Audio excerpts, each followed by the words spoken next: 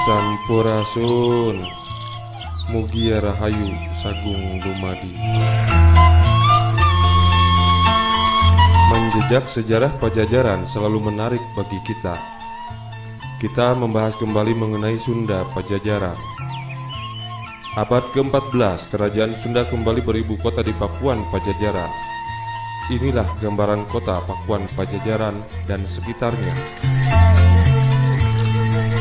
Pajajaran ditopang kekuatan ekonomi dengan memiliki beberapa pelabuhan, yakni Banten, Pontang, Kelapa, Karawang, Cigede, Cimanuk, dan Cirebon. Perjalanan dari Kalapapabean ke Pakuan ditempuh melalui Mandirancan, Ancol Tamian, Samprok, memasuki kawasan hutan, menyeberangi Sungai Cipanas, Sungai Kandang, Sungai Cikencal, Luwuk, Sungai Ciluar, Peti Kuru, Kandang Serang, Batur-Batur, menyeberang Cihaliwung, Pakeun Tubuy, Pakeun Tayem, Batur, lalu ke Cipakan Cilan. Itulah gambaran tentang kota Pajajaran. Beberapa kilometer ke utara Muara Beres di Kali Cihaliwung dan Ciampea terdapat beberapa dermaga. Di dermaga yang ada di Kali Cisadane ini dibuatkan juga benteng-benteng pertahanan. Kali-kali tersebut merupakan batas sungai yang dapat dilayari sampai ke muara laut, yaitu Laut Jawa.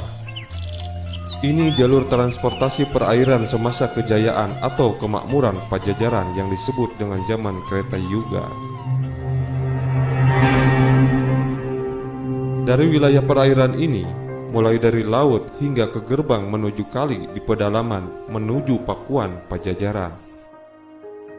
Selain transportasi perairan, di Pakuan ada transportasi dan prasarana jalan yang dapat digunakan untuk perniagaan. Melalui Cilengsi atau Cibarusa, Warung Gede, Tanjung Pura, Karawang, Cikau, Purwakarta, Sagalaherang, Sumedang, Tomo, Sindangkasih, Raja Galuh, Talaga, Kawali, dan ke pusat kerajaan Galuh Pakuan di Kawali Ciamis. Jalur lain, Jalan Raya Pajajaran terbentang dari ibu kota Pajajaran yaitu di Pakuan ke Banten melalui Jasinga dan Rengas Dengklok.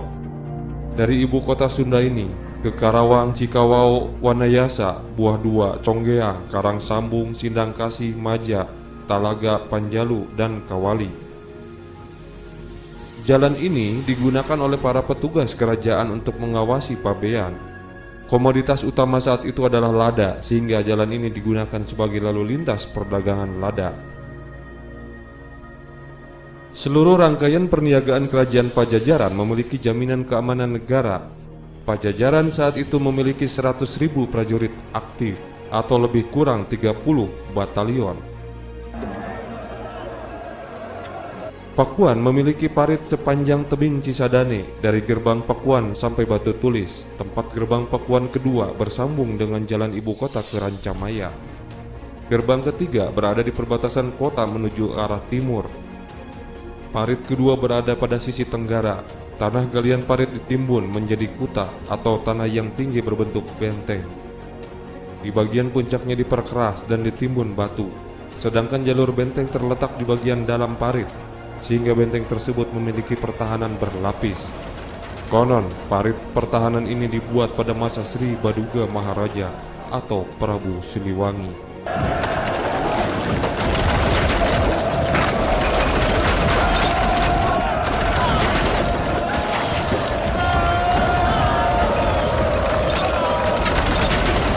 Bagi para kerabat raja, keluar dari keraton akan berjalan melewati balai pertemuan, kemudian turun ke arah Pancawarna, hingga tiba di pintu gerbang, lantas berjalan lewat Pakuan Dora.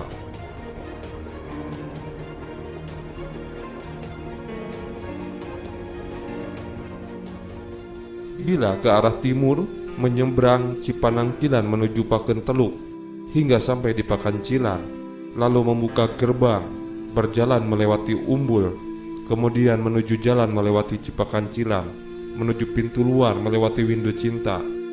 Biasanya melewati Pancawarna menuju Buruan Ageng atau alun-alun. Di sana sudah banyak orang berlalu lalang.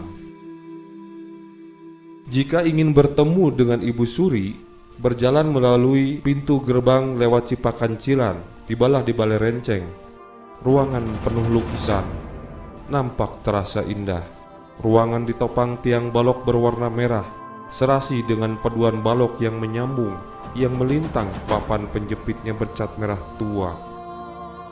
Bubung atap berwarna keemasan, sedang bantalan lantai dibuat dari bambu betung tua yang diikat kawat Jawa.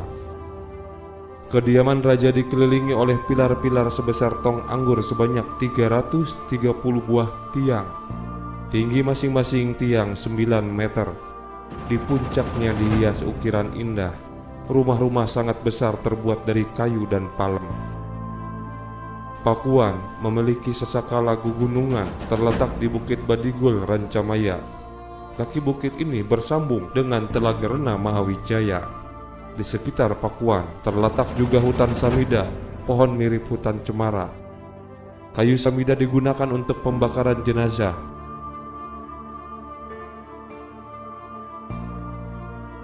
Sri Baduga Maharaja membuat pula wilayah perdikan bagi kaum agamawan, yaitu daerah-daerah kemandalaan atau yang disebut dengan kabuyutan, sekaligus sebagai sumber spiritual masyarakat, membuat kebina hajian, kaputren, kesatrian atau asrama prajurit. Pada tahun 1513, Pajajaran dapat memperdagangkan 30.000 kintal lada setiap tahun.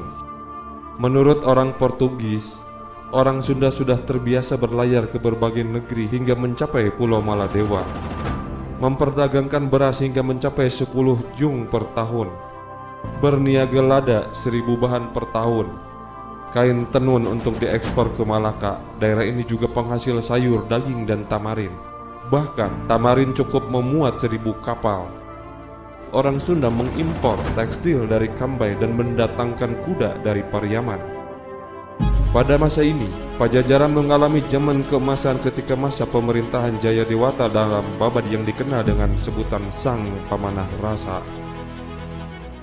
Jayadewata diistrinan 2 kali. Pertama di Galuh menggantikan Prabu Dewa Niskala, yaitu ayahnya dengan nama Abhiseka Prabu Kuru Dewa Prana. Pelantikan kedua di Pakuan menggantikan Prabu Sesuk Tunggal mertuanya dan diberi gelar Abhiseka Sri Baduga Maharaja. Sri Baduga Maharaja di Tatar Sunda lebih dikenal dengan sebutan nama Prabu Siliwangi. Menurut Pangeran Wangsakerta, Kawalia Tawang Sunda lawan Ikang Wang Carbon, Muangsa Keweh Ira Wang Jawa Kulwan anyebuta Prabu Siliwangi Raja Pajajaran. Dan Yega Dudungaran Swarga Nira. Hanya orang Sunda dan orang Cirebon serta semua orang di Tatar Sunda yang menyebut Prabu Siliwangi Raja Pajajaran. Menurut tradisi pada masa itu, masyarakat Sunda termasuk Cirebon merasa enggan atau tewasa atau tidak sopan menyebut nama raja yang dihormatinya sesuai dengan nama sesungguhnya, sehingga juru pantun mempopulerkan sebutan namanya yaitu Prabu Siliwangi. Hingga masa kegelapan datang, Pajajaran hancur oleh serangan dari kerajaan Banten. Dimulai dengan ditutupnya semua pelabuhan-pelabuhan yang berada di bawah kekuasaan Pajajaran, sehingga seluruh rakyat Pajajaran kesulitan, sampai pada akhirnya sisa-sisa kerajaan Pajajaran pun hilang tak berbekas, sirna ing bumi.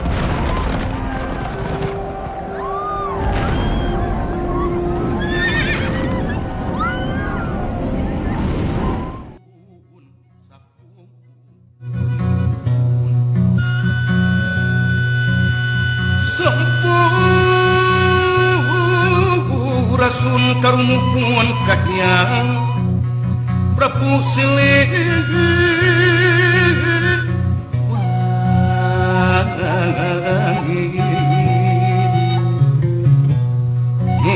Mur padi Pajajaran bangau bangsa